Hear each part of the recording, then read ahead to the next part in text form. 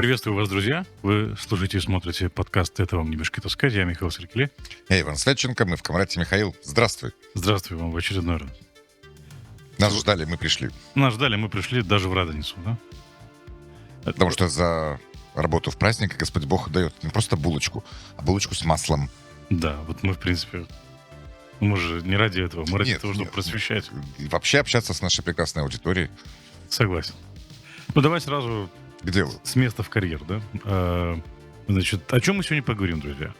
Сегодняшнее меню состоит из 3 тем основных. Мы начнем наш сегодняшний разговор со случая, который произошел в семье Василия Боли, депутата парламента, шоровца, возрожденца, даже не знаю, как его назвать.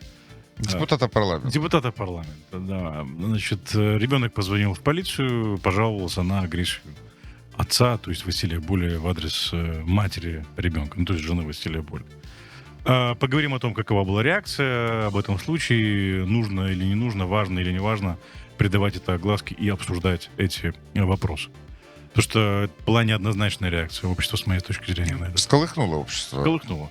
Но это уже важно. Да? То есть, Во второй части мы поговорим о уже традиционном вое на болотах по поводу Дня Победы. Особенно в Гагаузии почему-то начали выть раньше всех, да, что они не будут праздновать День Европы, будут праздновать День Победы. А, собственно, в чем проблема праздновать и то, и другое, честно говоря, не совсем понимаю. Каждый год я вот слышу эти рассуждения, и сразу хочется, чтобы уже наступило 10 мая. Да, сразу. Да. Пережить. Пережить бы это, да. И закончим мы, конечно, отсутствием должного внимания, значит, празднику 27 апреля в Гагаузии, День гагаузской письменности. Тут больше озаботились тем, как праздновать, отмечать День Победы, да, так называемый День Победы, и практически ничего не сказали по поводу гагаузского языка. Я имею в виду в Гагаузии, я имею в виду тех, кто находится на руководящих постах в Гагаузии. В общем, вот это вот наше сегодняшнее меню, друзья. Прервемся на короткую паузу, после чего вернемся и продолжим наш разговор. Друзья, мы вернулись. Вы слушаете и смотрите подкаст «Это вам не мешки таскать». Подкаст, где мы обсуждаем молдавскую политику честно, со здравым смыслом и долей иронии. Сегодня, наверное, будет больше здравого смысла, чем иронии, да? Ну, тут, по крайней мере, в нашем первом кейсе не до иронии. Да. Ну, давай про первый кейс. Мы его озаглавили так. Боля бьет свою жену. Василий Боля, в смысле, да? Потому что в молдавской политике 2 Боли. Владимир Боля. Более здорового человека. Да. И более другой. Ну, уже и поиронизировали, да? Мастерство не пропьешь. Ну, да. Что случилось? Ребенок, я уже не помню детали, но это было на этой неделе. Нет, на прошлой неделе это было. Ребенок депутата парламента Василия Боли позвонил в службу в пятницу вечером, вот мне подсказывает режиссерская, позвонил в пятницу вечером в экстренную службу 112 и сказал, что отец пьет маму, да, что-то вроде этого, да, было. Пришла полиция, видео с камер видеонаблюдения сотрудника полиции как-то появилось в сети на издании или... Телеграм-канал. Да, Пульс МД, что-то вроде этого. Ну, такой, управляет им такой достаточно неоднозначный персонаж молдавской Не знаком. журналистики, я тоже не знаком. И, естественно, да, нужно рассказать контекст, да, то есть там отреагировала сразу же Дойна Герман, депутат парламента, вице-спикер парламента Республики Молдова от партии ПАС, которая, грубо говоря, является очень активным депутатом в продвижении прав женщин, да, в принятии различных законов, в продвижении законов, да, которые защищают прав женщин, жертв домашнего насилия и так далее. И она, в принципе... Эта новость, по-моему, впервые я ее увидел на Диар Алдигар, да? Потом отреагировала Дойна Герман. На Диар Алдигарда появилась новость о том, что в экстренную службу поступил звонок от сына Василия Боли, который сказал, что папа бьет маму. А потом Дойна Герман отреагировала, да, действительно, такая новость есть, это правда. И полиция выдала предписание в адрес Василия Боли, чтобы он не приближался к жене. Ну, на какой-то срок. На какой-то срок, да. На 10 дней до 5 мая. Вот подсказывают нам в режиссерской. Дальше что пошло? Ну, во-первых, давай... Начали обсуждать. Начали обсуждать. Все. Ну, естественно, начали обсуждать Василия Боля за агрессию в адрес супруги. Ну, давай как бы тут храбрость ребенка, который позвонил, набрался смелости. Я так понимаю, что ребенок находился под очень большим стрессом. Ну, это поступок. Это поступок со стороны Да. ребенка, позвонить, пригласить полицию и так далее. То есть, наверное, ребенок понимал, что будет дальше, да, то есть со стороны отца и так далее. Но дальше пошел тоже такой вой на болотах. Стали обсуждать, правильно ли поступила Дойна Герман тем, что она вообще стала комментировать это и обнародовала эту информацию. В качестве кого Дойна Герман эту информацию обнародовала? Ну, Дойна Герман, по сути, как бы не стала источником, насколько я понимаю. Это у нас ссылалась на Зярл Дегарде и, собственно, подтвердила информацию, которая была уже опубликована в Зярл Дегарде. Да. И сказала, что да, действительно, и в адрес Василия Боля. Она как депутат сделала запрос, я так понимаю, да, и заявила о том, что действительно в адрес Василия Боля было предписание. Все. На Всё. этом роль... На этом роль Дойна Герман как бы в этой истории закончилась. Дальше появилось вот это вот видео. Тут как бы, я не знаю, давай обсудим, насколько этично, неэтично, что кто-то из полиции слил эту видео. Там есть видео, как полиция заходит в дом, и ребенок показывает сотруднику полиции, где это все происходит. Там, соответственно, на видео попадает, как Василий Боля над своей женой там что-то там, не знаю. Он от нее отходит, и полицейский говорит: извините за то, что мы вас беспокоим. Скудать метро Дираж. Да. Ну, вежливый у нас полицейский. Вежливый полицейский. Ну, опять В нашей диктатуре полицейские вежливые. вежливый, да. Я не знаю, насколько это можно расценивать, как ты говоришь, морально или не. Ну, с этической точки зрения. Этически. Да. Этично. Насколько с этической точки зрения тебя заинтересовало видео с Кульком? Это частная съемка господина Дадона, господина Плохотнюка. Оно... Частная съемка господина Плохотнюка, Плохотнюка, который снимал, да. Камера была в Сове. Вот Да, я не устаю да. напоминать этот Да. пикантный факт. Под подробности, да. Общество увидело, Да, и общество чему-то научилось. да. И мы узнали много нового и много интересного про господина Дадона. Болю. Нет, А, это с Кульком. про Кульков. Да. А тут полиция. Да. Ну, наверное, по закону полиция не должна сливать никуда, никому никакое видео. Как-то это вышло. Да. Я думаю, господин Чернуцану может инициировать служебное расследование на эту тему, выяснить вопрос. Общество увидело, и общество это обсуждает, и общество чему-то научилось. А чему научился общество? Ну, тому, что домашнее насилие это отвратительно. То, что депутат Василий Боля весьма сложный персонаж. Может быть, за него не стоит голосовать. Мне кажется, и без этого понятно. А это дополнительный тебе аргумент. понятно. Тут Это дополнительный аргумент, да. мне кажется. Общество задумалось о правах женщин, о Да. проблеме домашнего насилия, о проблеме защиты детства. Массу тем. Вот это короткое видео всколыхнуло в молдавском Фейсбуке, в молдавском медиапространстве. Мне кажется, что, несмотря на определенные вопросы по появлению этого видео, для нас это полезно, для общества молдавского. И, возможно, это в большей степени защитит детей. Потому что, в первую очередь, меня в этой истории волнуют дети. Мне на депутата господина Болю глубоко плевать. И на его политическую карьеру, и на Ну, его... собственно говоря, вы депутату Боля в этом случае тоже плевать и на жену, и на детей. Да, ну, судя по всему, да. Да. Мы не суд, мы не выносили приговоры, вердикты. Это наше оценочное Наше оценочное суждение. Да. Меня волнует проблема домашнего насилия, и меня волнует Меня тоже. защита детей. Безусловно. Вот это главное во всей этой истории, во всем этом кейсе содержания. Ну, дальше нужно сказать, что последовало. Дальше коллеги из ТВ-8 позвонили супруге Василия Боля. Да, история разворачивалась. История развивалась. В принципе, как вот эти вот все рассуждения шли с появлением новых подробностей. Дальше позвонили жене. Жена сказала, что он ее не бил. Да. Он ее любил. Он ее любил, да. И потом вообще отказалась от того, что вообще как бы ничего этого подобного не было, вы все неправильно поняли и так далее. Но, опять же, интересно, давай скажем, как это было. ТВ-8 позвонила, она что-то там сказала, как бы так неоднозначно, да, без такой, скажем так, твердой уверенности в том, что она говорит и что она имеет в виду то, что она говорит. А потом у нее на страничке в Фейсбуке появился пост на 2 языках, ну, в таком стиле таких пророссийских политиков, партии социалистов, шоровцев и так далее, да, что на самом деле никакое домашнее насилие, это, я уже не помню, да, там, я виноват или что-то вроде этого, да, то есть как бы я... Семейная ссора. Семейная ссора. Ничего там. Даже разногласия. Разногласия. Вообще не стоит на это обращать внимание, да? Но все же видели, что там было.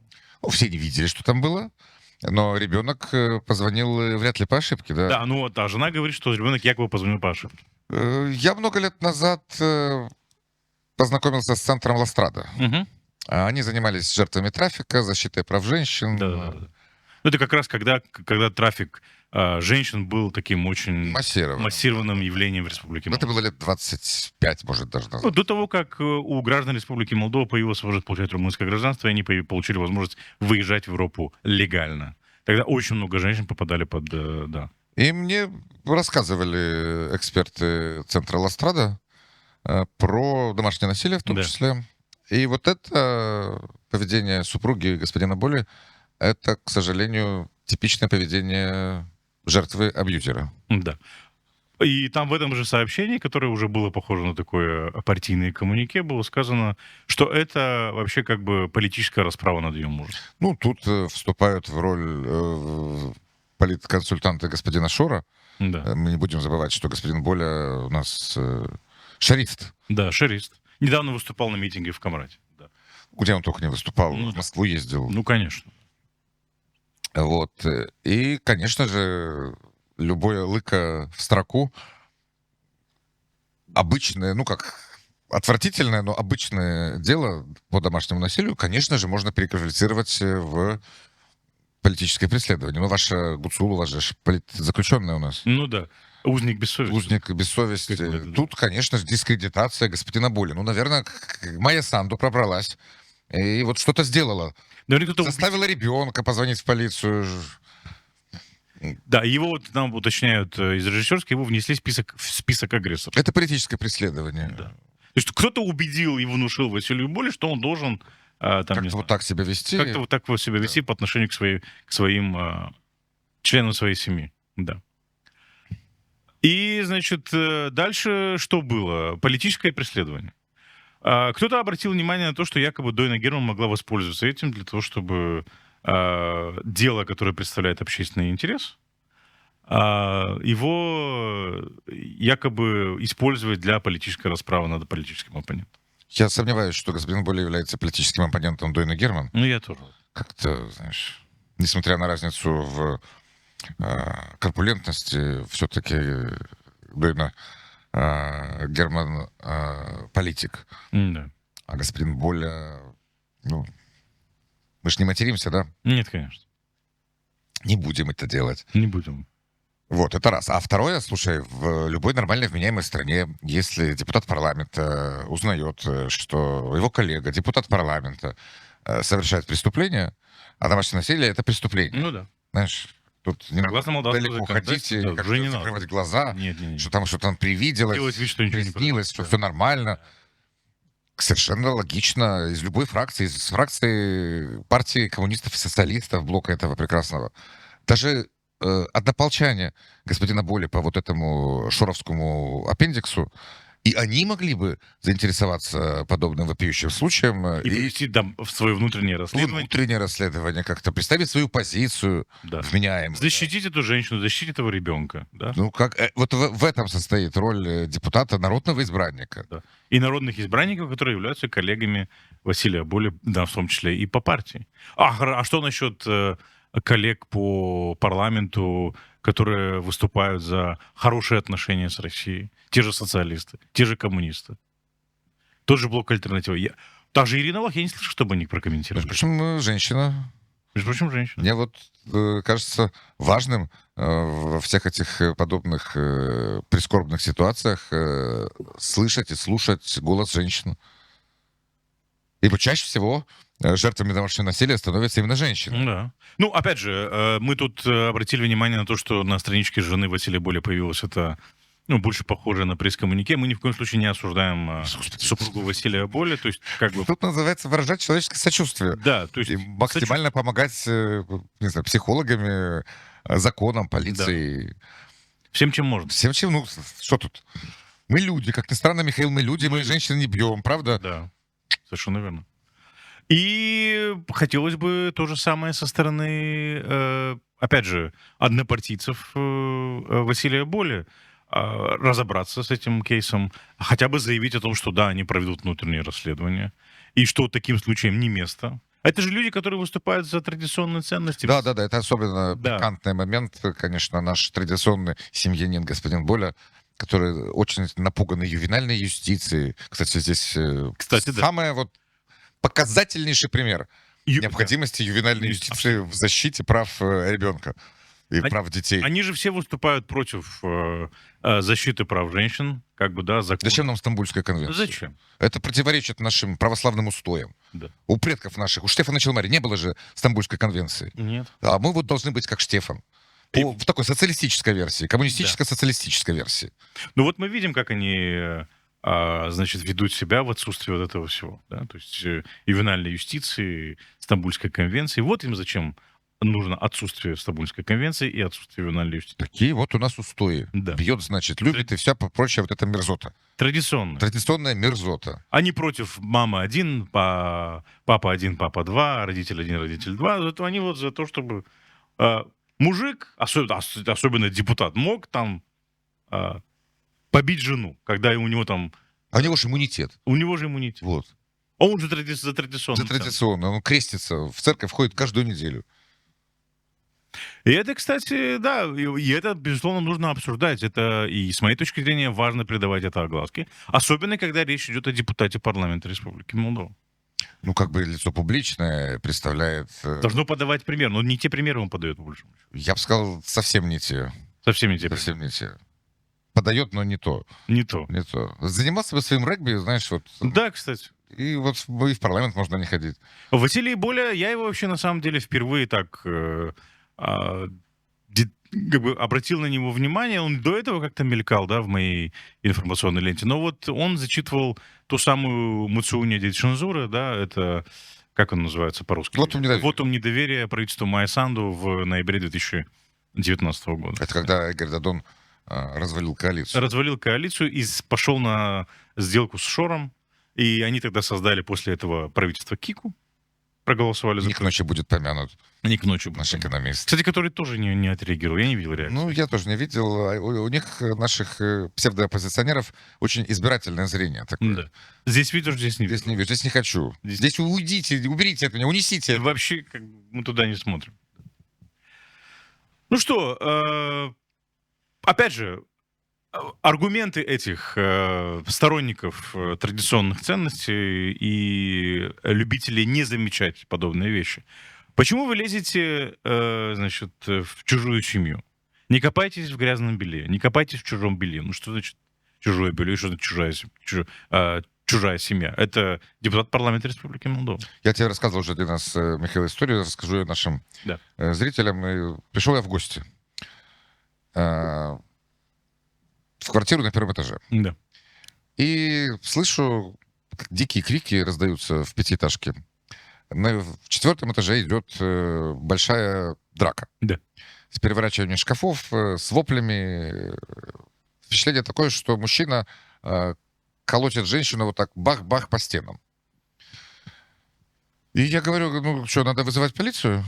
И мне говорят, ну зачем? Это вот как-то не наше дело, что там вот мы будем вмешиваться. Я говорю, конечно, не будем вмешиваться, он же ее убьет. Ну, Там абсолютно реально, там жуткие вопли.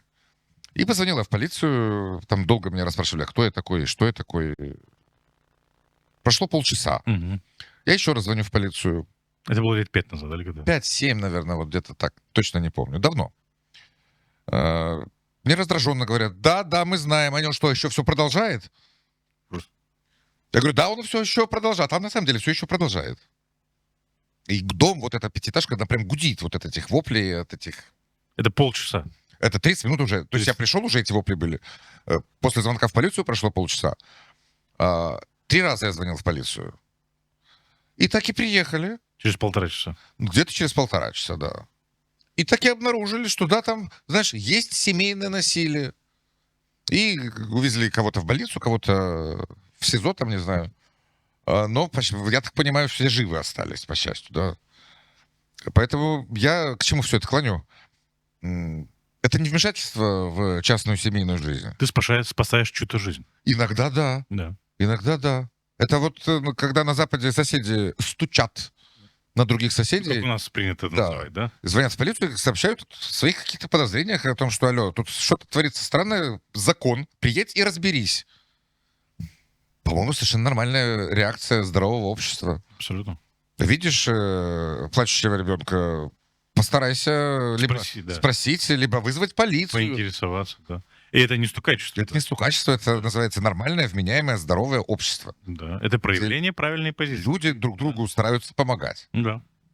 Ну, да, я тоже не считаю, что это... Я с тобой абсолютно согласен. Это, мне кажется, нужно избавляться от этих вот стереотипов, предрассудков относительно того, это чужая семья, разберутся, ничего не разберутся.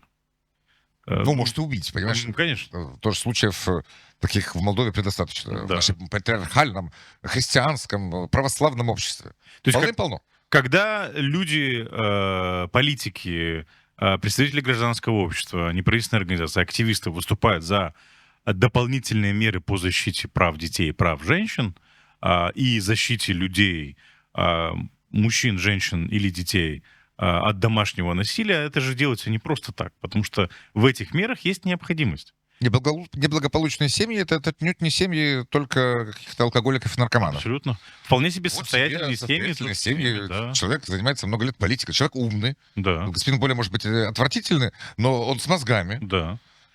Ну и вот. Я у тебя. Пожалуйста.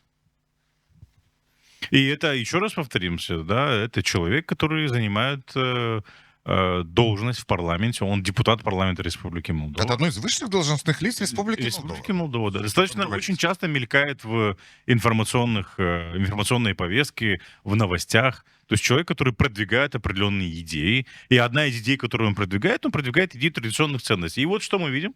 Семейные ценности как-то хромают. Хромают. Если вот уж... Если вот это вот семейная ценность, то спасибо не надо. И с его стороны мы не видели извинений и сожаления. Вот, да, то есть важно обратить на это внимание. То есть он не извинился перед своей женой, он не извинился перед обществом, он не извинился перед ребенком за то, что он заставил ребенка пройти через это. Я так понимаю, это не в первый раз. Если ребенок вызывает полицию, то, к сожалению, наверное, да. Да. И что, и как бы и Василий Боля и его коллеги считают, что мы должны переступить через это и не обратить на это внимание и пойти дальше, а если это пройдет еще раз? Опять же, это же вопрос, да, то есть он должен подавать пример. И если он подает вот такой вот пример, то мне кажется, что мы так далеко не уйдем. А мы же таким строим примером. все-таки вменяемое общество. Ну, конечно. Правда, господин Боля у нас свою линию проводит. У него вменяемое общество — это воры и Агрессоры. вот это вот все. Кстати, вот это вот очень интересно. Мы обсуждали это и с другими тоже переписывались, да, с коллегами. Они говорят, в нормальном обществе у этого человека просто не было бы никакой политической карьеры. Но она бы закончилась сразу. Сразу, да. Но тут, видимо, человек еще и оправдывает себя, понимаешь? И еще и делает вид, что ничего не произошло. Но и как бы вывод, к которому мы пришли, заключается в следующем. Он же не единственный, да, у которого должна была закончиться политическая карьера. Тот же Игорь Додон. То это сколько их там? Да, там целый список, да, вагон и тележка. Но у них почему-то политическая карьера не заканчивается. И как бы вывод, который мы делаем, и причина, аргумент, который мы находим, потому что они отрабатывают на Россию. Россия вкладывает огромные ресурсы интеллектуальные, денежные и информационные для того, чтобы сохранять этих людей на плаву. Мы же в прошлом, по-моему, выпуске или в нескольких прошлых выпусках обсуждали, что они уже очень много лет в молдавской политике. Ну так другие-то туда не идут. Ну да. И они, в принципе, законсервировали эти поля и пытаются скормить молдавскому обществу вот эту вот всю плеяду, вот это вот весь спектр политический. Одну и ту же жвачку впихивают в каждую избирательную кампанию с одними и теми же лицами, с одними и теми же лозунгами. Я не знаю, почему у молдавских избирателей очень часто очень короткая память. И от одной избирательной кампании до другой многие молдавские избиратели успевают забыть вообще, что было вот 4 года тому назад, кто что говорил, кто как себя вел, кто что подписывал, ну и так далее, кто что обещал. Забывают наши молдавские избиратели. И вот по новой эта шарманка крутится и крутится.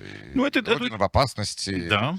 Запад наступает, нас захватят, румыны нас поработят, моя страна готовится к войне.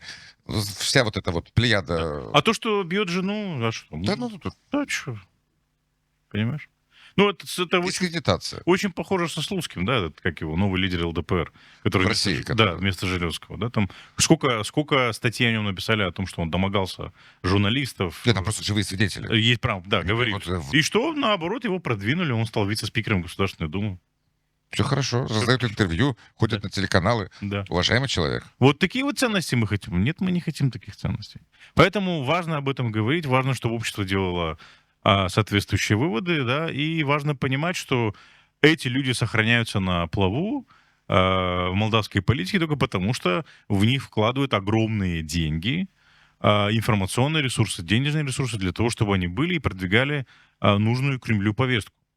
И нужная Кремлю повестка — это в том числе отсутствие прав человека, отсутствие защиты прав человека у детей, у женщин, у жертв домашнего насилия и так далее.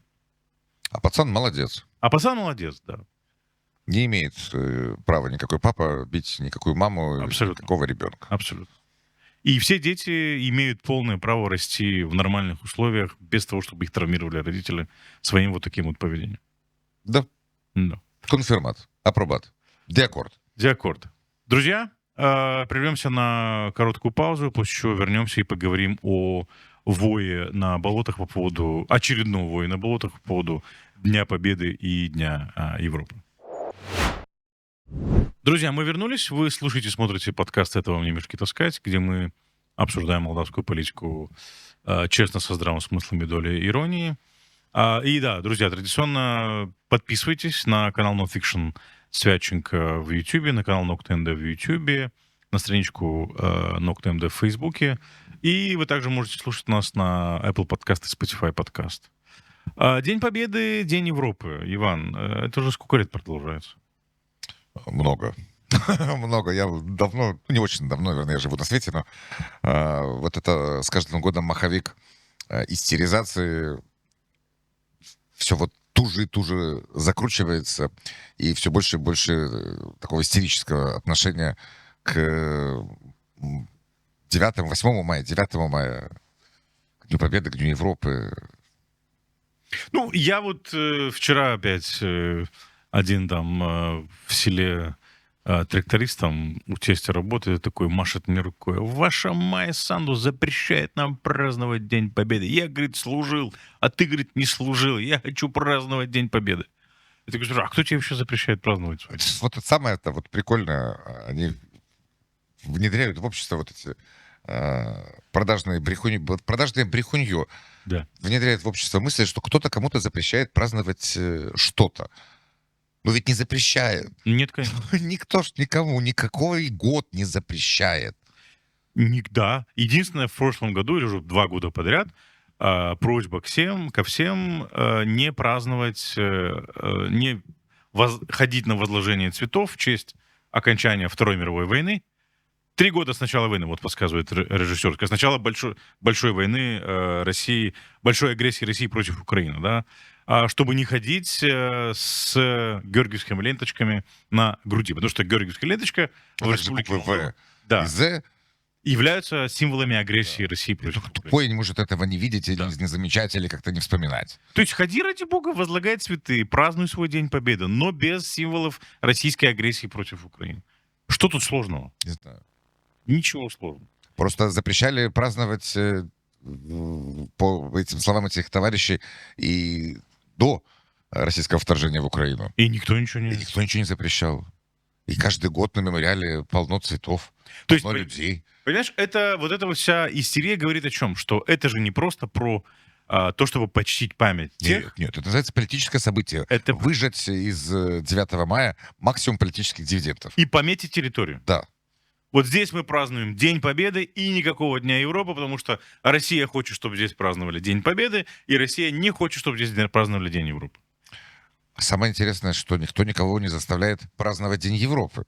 Хочешь празднуй, хочешь не Хочешь не празднуй. празднуй, да. Да. Только что ты мешаешь людям, которые хотят Которые его хотят, праздновать. Да. Люди хотят праздновать День Европы, тебе что, какая разница? А самое прикольное, это, Михаил, или самое, на мой взгляд, непонятное, а почему нельзя И то праздновать. Оно же связано как-то с друг другом, нет? Немножко, да.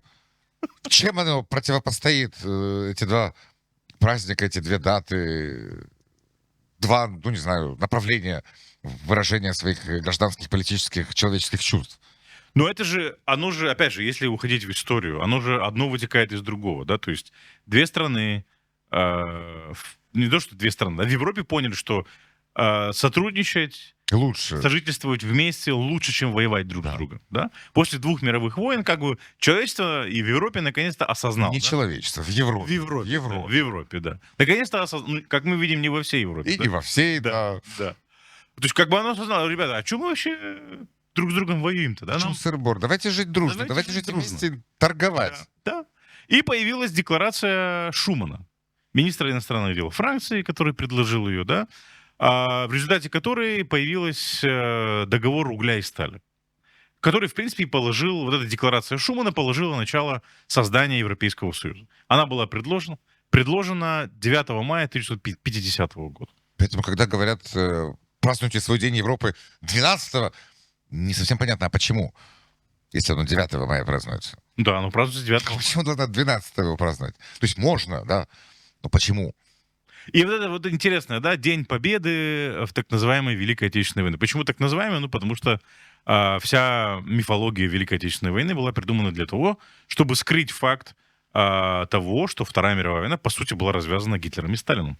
Ну и то, что... Пактом Молотова-Риббентропа, или, если быть точнее, секретным договором к пакту Молотова и Риббентропа, где Гитлер и Сталин просто поделили сферы влияния в Европе. По сути, поделили Европу.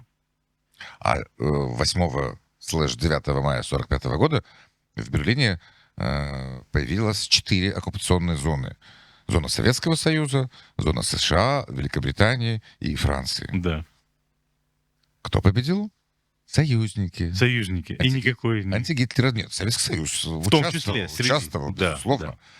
да. Но союзники, антигитлеровская коалиция, в которую входило 3 с лишним десятка стран или больше даже. Там очень много стран входило, да. Ну вот главные участники антигитлеровской коалиции 4 Да.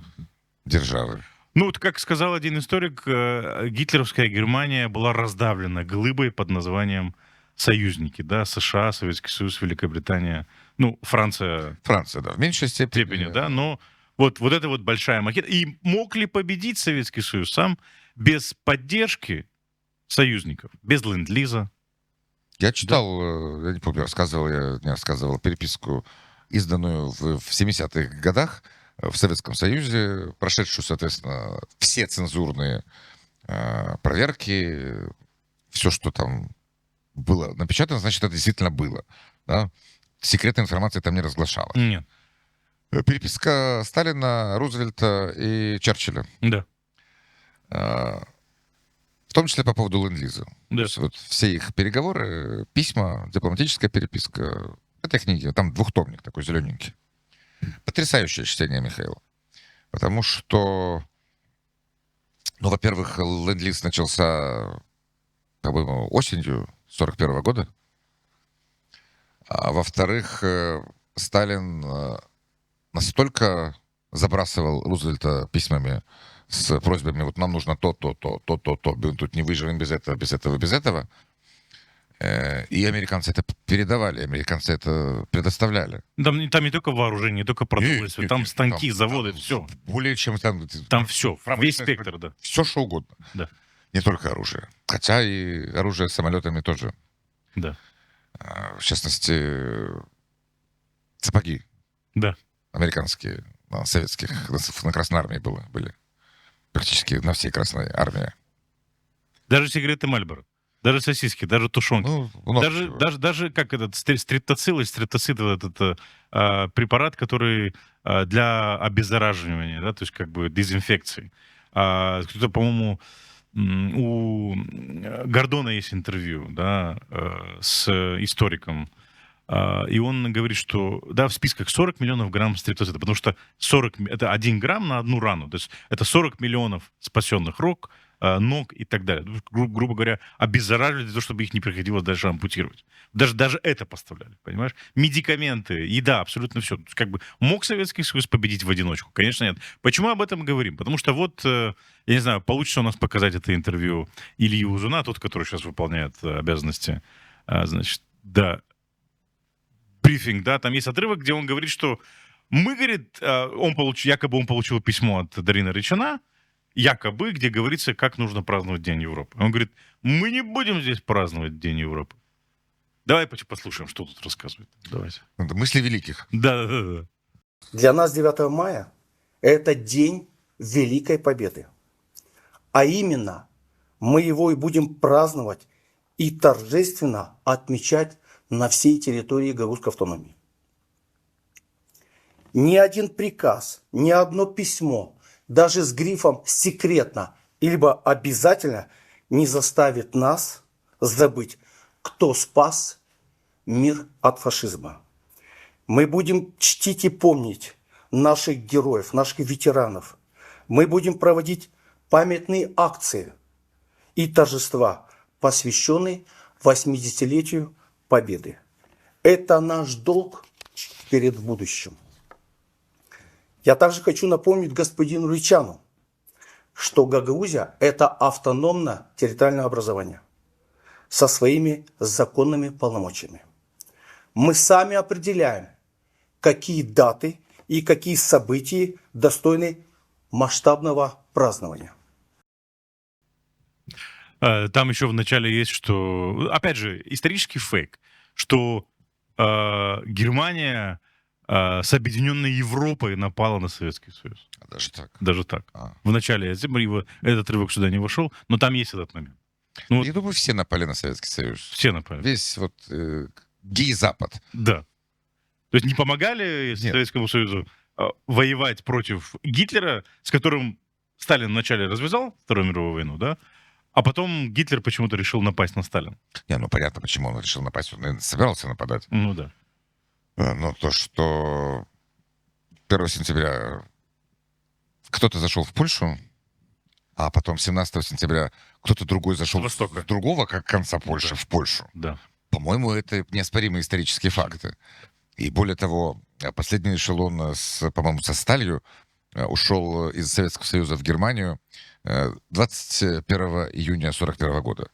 То есть Нет, в день, да. Понимаешь? А все эти практически 2 года Второй мировой войны Советский Союз поставлял в Германию продовольствие и сырье. Да, и не надо забывать, что, в принципе, как бы благодаря сотрудничеству с Советским Союзом гитлеровская Германия наращивала свой военный потенциал. Да, и захватывала одну страну за другой. Да. Так что великий гений Иосифа Виссарионовича — это не то, что раздутый исторический миф, это поганое вранье. Да, по событиям до 1942 года и отступлению до Волгограда. До Волгограда, фактически. Как-то. Да, и какое отношение к этому имеют гагаузы? Понимаешь, это последние... У нас, в частности, давай вот сконцентрируем лучи нашего внимания.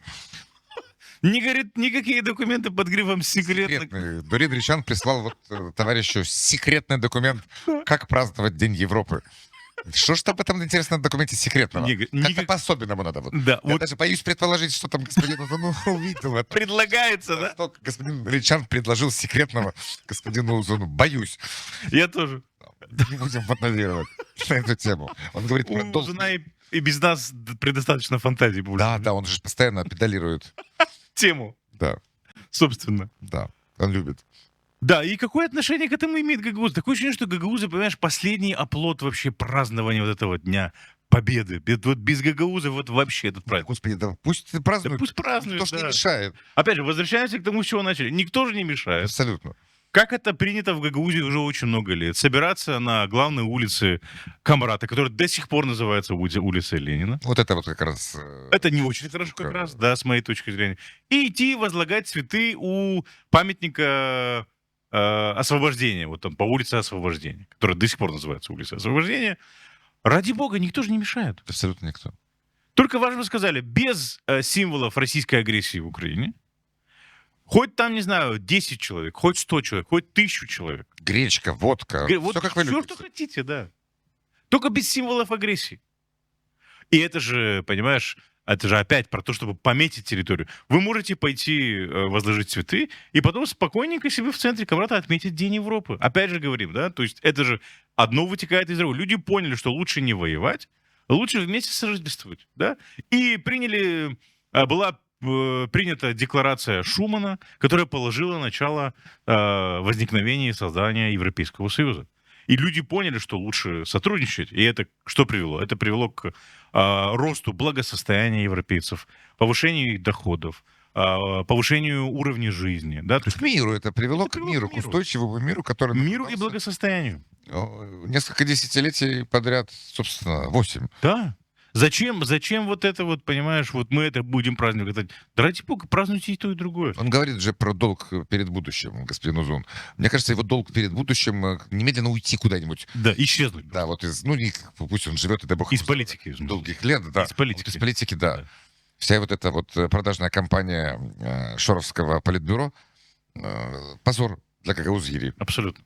И вот этот вот, как его, Кузнецов, Евгений, да, как его, подскажите, пожалуйста. Переходное политтехнологическое знамя. Да. Сначала он был смотрящим у ГУСУ, сейчас он смотрящий у Ильи Узуна. Смотрящий, политтехнолог. Политтехнолог? Так это называется, да? Ну, не знаю, ну что ж. Ну, я не знаю. Я это воспринимаю как то, что он должен Наблюдатель. стоять и смотреть, Наблюдать. следить за тем, чтобы Как бы говорить что-нибудь не вырвалось из Да. рота. про падежи. Про падежов. Слишком много падежов, что господин Узун у нас видный филолог. И мало того, что историк, политик, еще ж филолог, да, он же хотел упростить Да, изучение слишком, гагаузского. говорит, сложный как Падежов много. Падежов много. Много падежов. Надо меньше. Мы хотели еще поговорить про вот эту монополизацию этого праздника, да? который- Да. Не собираю. Вот я, например, вот хочу отпраздновать День Победы. Я ж не пойду вместе с Додонами, Шорами, Воронинами, вся вот этой вот компашкой на мемориал. Да. Не собираюсь. Потому что, ну, фу, уйдите отсюда. Они будут Естественно. говорить, что мы без партийных флагов. И, слушайте, вы без партийных флагов, но вы открываете рот. Конечно. И орете вот эту вот всю... И более того, вы Непотребство. противопоставляете этот день Дню Европы. Зачем это делать? Не знаю. Никто же не Вот противопоставляет. хочу я вот после мемориала хочу на День Европы попасть. Мне нельзя? Я буду предателем? Да. Или что? И вот они говорят, да зачем? У нас 365 дней в году. Празднуйте свой День Европы какой-нибудь другой день. И вообще подальше от Кишинева, где-нибудь, я не знаю, там... Послушайте, в чем проблема? В День Европы празднуется 9 мая. А День Победы был, капитуляция Германии была 8 мая 45 года. Ну, если так уж хронологически Да. придерживаться. Потому что в Европе было 8 мая в Берлине, где, собственно, и был подписан акт о безоговорочной капитуляции всех войск. Но Советский Союз и здесь решил, понимаешь, Ну, особенно же. выпендриться. А? Потому что в Москве было уже 9 мая, за полночь. Они, вот все вот эти организаторы шествий Да. без партийных флагов, но почему-то с партийными лидерами, Да. мегафонами, выступлениями, это же все не имеет ни малейшего отношения к памяти павших. Абсолютно. Это мы за Додона, мы за Путина, мы за войну против Украины, мы за Воронина, мы за Шора, в конце концов. И, к сожалению, это стало оправданием агрессии, российской агрессии в Украине. За милитаризацию. Вот посмотри, что творится последние лет 15 в одной большой стране, Да, северной, да. К как востоку от нас, да. к востоку, да, северо-восток. Как люди буквально сходят с ума на теме милитаризации. И вот сейчас недавно очередной виток, Да. очередное дно было пробито, когда в этих военных пилотках Выписывают детей новорожденных из... вот в роддоме, ты понимаешь? В роддоме детские коляски в виде танков мы видели. Да. Там в детском саду выкладывание детишек этой буквой Z видели. Да. В роддоме. Вот только что вот родился человечек, а ты ему пилотку. Ну, я не знаю, может, на ракету его сразу сажать и вот за родину Да. куда-нибудь отправлять. Ну и это здесь то же самое, милитаризация. Так вы за мир выступаете или за войну? Давайте определимся. Потому что то, как вы празднуете, говорит о том, что вы не хотите мира, вы хотите войны. То есть, опять же, никто же не против того, чтобы чтить память тех, кто погиб во Второй мировой войне. Тут особо, тут по большому счету, и праздновать этого нечего, да, то есть, то есть просто нужно отмечать, ходить и задумываться, чтобы никогда такое больше не повторялось. А они же это все перевернули, можем повторить, это же оттуда все. Великий, кстати, вот факт, Михаил, на мой взгляд, то, что в моем детстве главный тост в этот день был «Лишь бы не было войны». Да.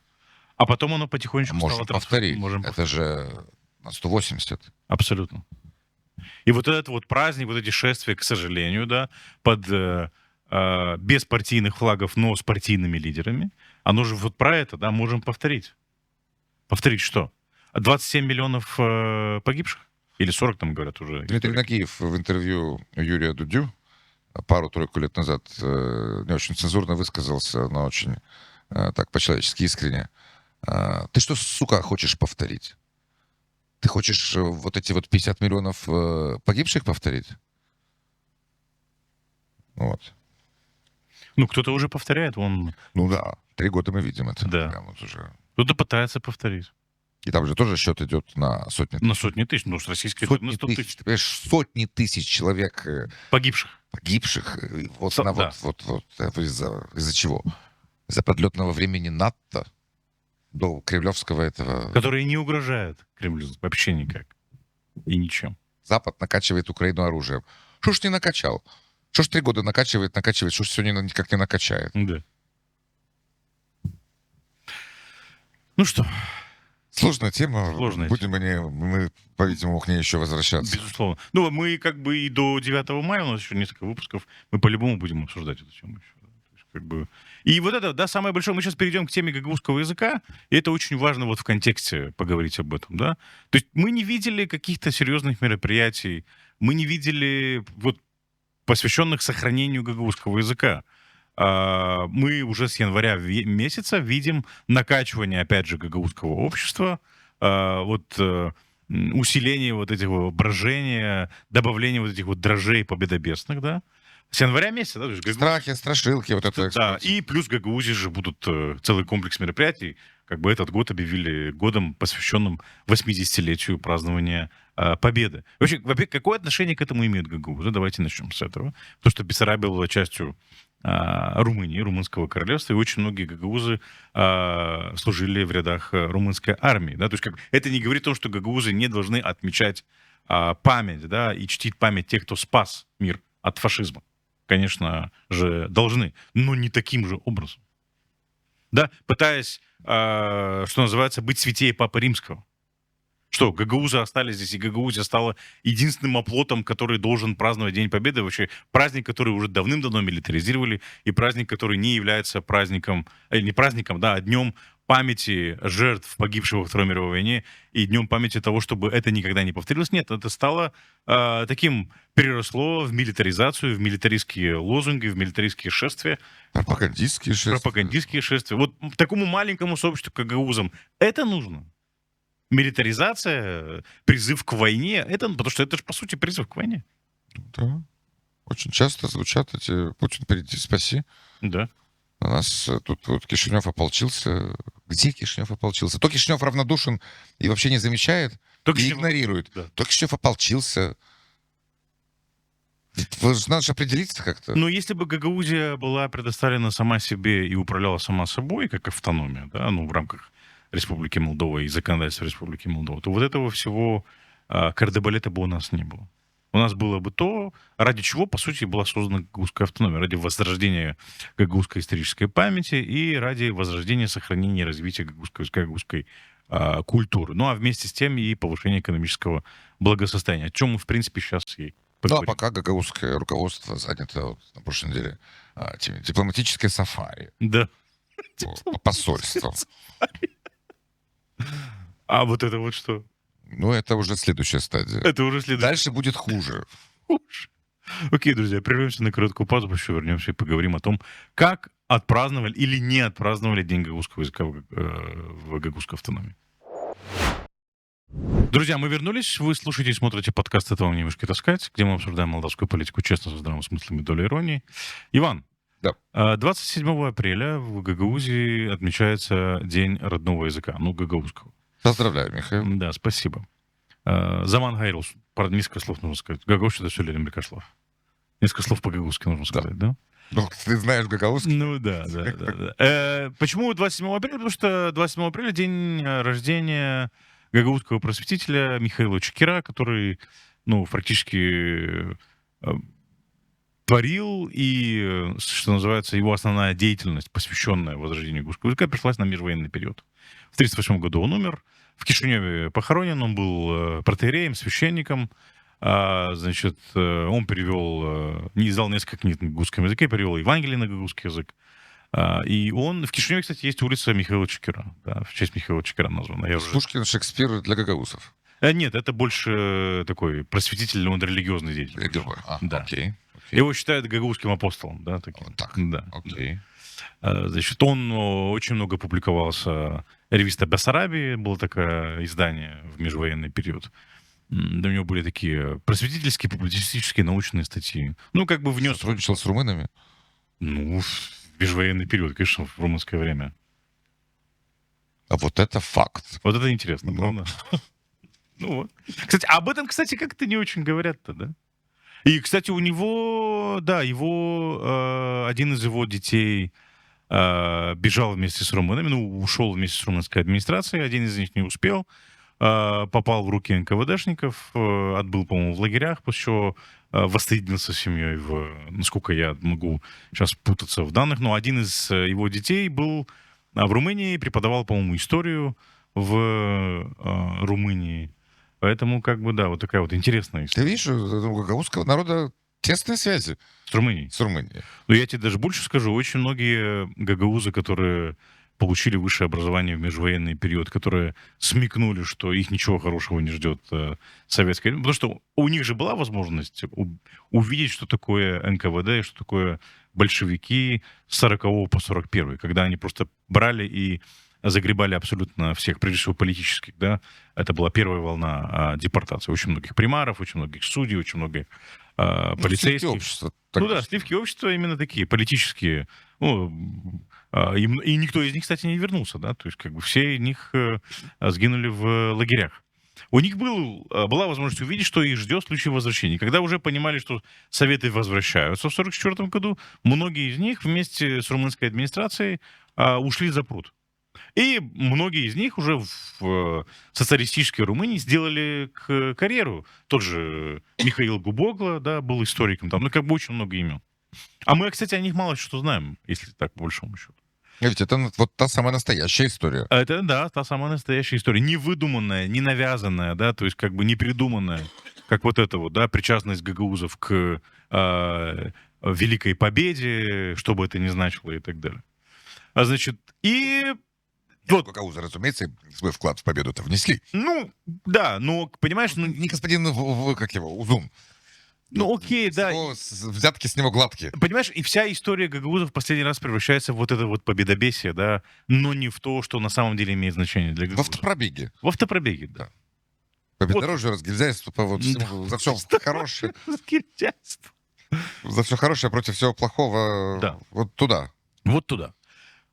День гагаузского языка. Да. И Как гагаузской отпраздновали? письменности. Вот никак не отпраздновали. Вот это тоже, вот это какой-то Вот я не видел... сюр. Я не видел пресс-конференции, на которой Илья Узун, он сейчас, получается, первое должностное лицо гагаузской автономии, вышел и что-то сказал бы. Какую-то речь произнес бы на гагаузском языке. Забыл. Забыл. Да. Или там слишком много падежей, он не может. Падежов, Михаил, я Падежов. постоянно жду за тебя поправить. Там вот слишком много падежов. 9 штук. 9? 9, по-моему, да. А ты что, серьезно? Да. В русском 6. Ну, это А ж- тут... Вот это вот автономия. Да.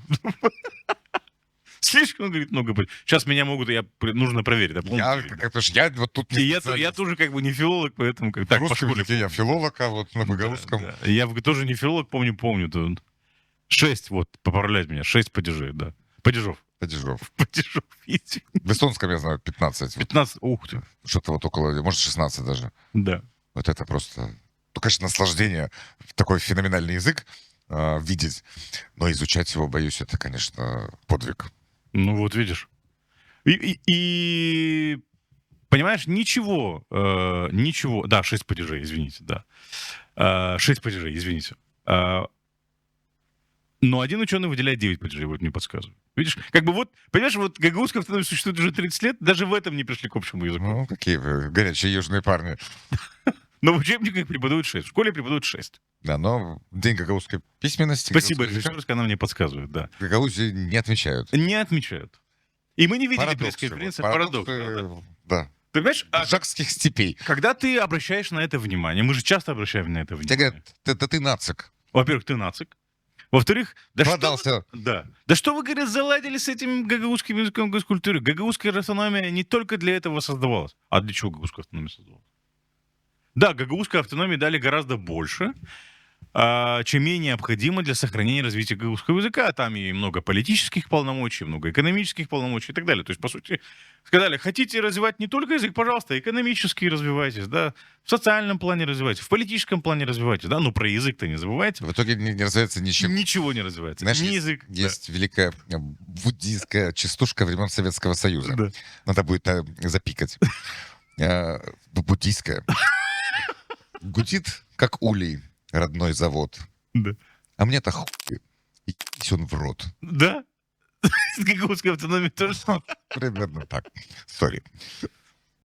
Так вот, когда мы говорим, что гагаузская автономия, они говорят, да нет, ну не только же для гагаузского языка и культуры создавалась гагаузская автономия, а вот есть вот тут полномочия такие, такие.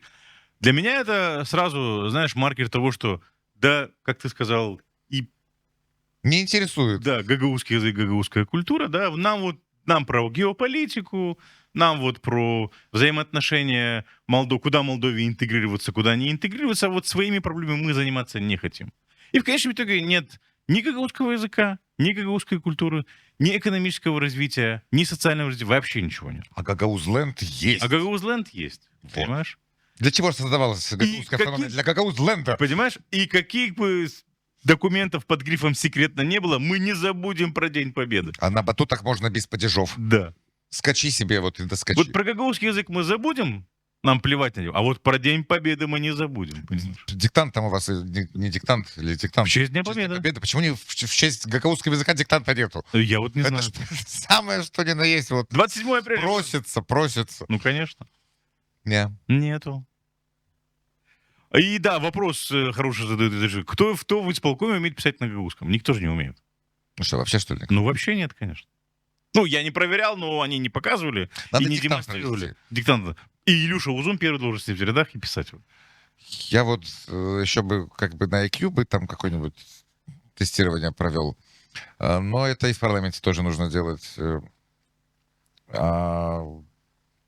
Если вот с госпожой Башканом все понятно, Ну, с этим еще непонятно. то хотя бы, может, диктант?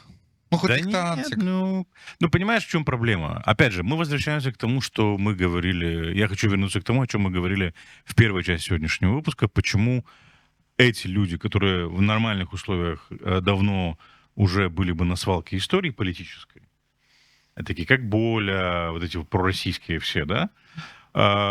Почему вот эти вот не на свалке истории, и они представляют Гагаузию, говорят от лица Гагаузии, от имени Гагаузии, да?